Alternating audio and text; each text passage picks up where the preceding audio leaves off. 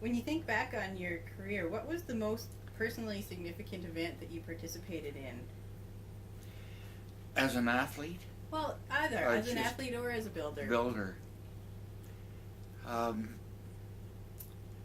Boy, that's interesting that you would ask one event. Uh, there were so many that bring a lot of pride to me. There was a lot of things that happened as a builder that I will never forget. But I guess I can say that one of the things was when I was very young and I started teaching. I started teaching as a principal, teaching principal when I was 22 and I had a staff of 13. And we had a basketball coach had left Hamiota, and somebody had to take over the basketball program. I played a bit at Brandon Collegiate when I went to high school.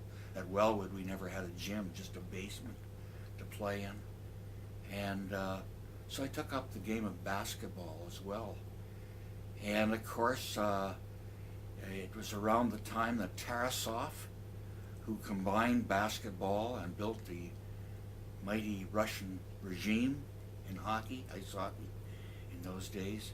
Tarasov knew the game of basketball better and introduced the pick play into hockey when they brought their Soviet teams to North America.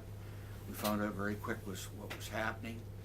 And so when I studied basketball, I ended up coaching it for 6 years in Hamiota. And I guess the most memorable event was in 1961, 62, 63, and 64. We were 4 years in the provincial finals. We won 2 championships. In the girls' classification, I know we beat Glen Lawn and Dakota 1 year each, and that gave us a great deal of pride in a small school like Hamiota, Manitoba. And that was probably one highlight of a coaching career and as a builder. Okay. It's a great experience. I did put you on the spot a bit by picking one, and you can, if you'd like, you can mention a few more that, because I know you have had Well, you might have years to, and years of working in sport and competing, and so feel free to tell you us might about a have few to more. you might have to edit this. I guess that was one, and I guess hockey as a builder, there were some great moments. Number one was the changing. Well, I'll start with women's hockey. I haven't told too many people, but way back in '79, I was assigned by Hockey Canada, which is what it's called now, to attend the first symposium because it was held on our behalf. In fact, we were funding it partly, but Fitness and Amateur Sport of Canada funded a symposium on the development of women's hockey. And Iona Campanola was the minister assigned to sport at that time, and I went and represented Hockey Canada, and it was my responsibility. I started the Women's Female Council within Hockey Canada and ran it for the first 2 years, which was quite an experience because there was a lot of women's hockey played across Canada in universities. Ontario was really strong, and Alberta had a lot of women's hockey going on at the time.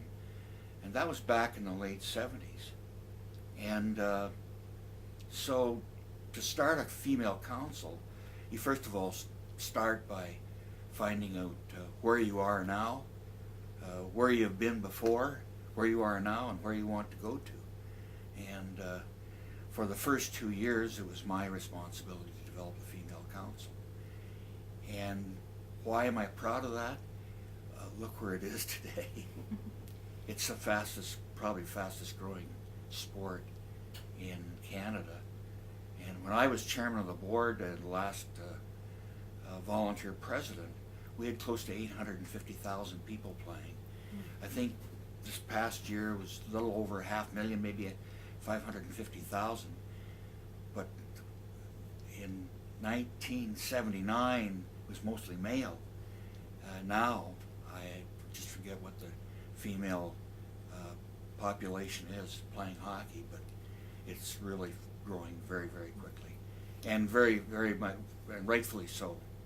Did you get at those early years in the late 70s, anyone saying, why would women want to play hockey? What are you doing getting women to play hockey? Did you get that kind of attitude? Oh, one of my best friends, who was a fellow officer with Hockey Canada at the time, he's no way that this should happen. No way that we should get involved. He's passed on now, and he was a wonderful man, had a lot of great ideas, but yeah, that showed you and I know that people were there who were against, who were sent there by their branches, who were opposed to women getting involved in playing the game. Why was that? I just think it was the times. Because it's not that long ago. It's only 25 years ago, and women were working. They were out. They were not always staying home. They were doing non-traditional jobs at that point. They were already competing, and there was still that much of a barrier for women playing what was traditionally a very male sport. Exactly, and I think yes, it's really has changed. It's and I'm really proud of that. I know all of people who work in Hockey Canada are proud of where we are now and Good. Want to work to develop it even further, to take it to another level. And Sammy Jo Small and Jennifer and Delaney Collins. Jennifer sent us a card from Italy, and Sammy Jo from Chicago, and we try and get to the press conferences where it involves the female hockey here in Winnipeg. So it's really something, but that's one thing I'm very proud of with Hockey Canada, that I've had that responsibility for the first 2 years and where it's gone today. The second thing is as a school principal, how was I going to be chairman of the board or president of Hockey Canada, a member of the International Ice Hockey Federation, and travel all over the world and all over Canada? I had a job, and between myself, and I must admit, myself and a man by the name of Mr. Gordon Renwick, who is also a life member of Hockey Canada, we decided that what we've got to do is change the structure of Hockey Canada so that the volunteer and the professional could work together to develop our programs even further. And so as a result, we took the bull by the horns, as the expression goes, and said we're going to do it. And that meant that when I came into it, was devised. Gordon Renwick was chair. I was the president of the Hockey Canada at the time, and I was the incoming president. And Gordon said, "Would you?" I says, "I don't mind at all." I says, "We've got to go the corporate route so that we have a full-time president. The volunteer would become chairman of the board. We would establish policy and have a professional staff carry out that policy." That is one of the greatest things that we've ever done in amateur hockey.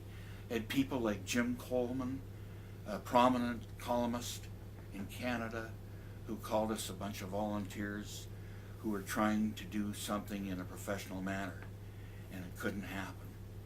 I wish Jim was alive today to see where Hockey Canada is today, because I'm very proud of that.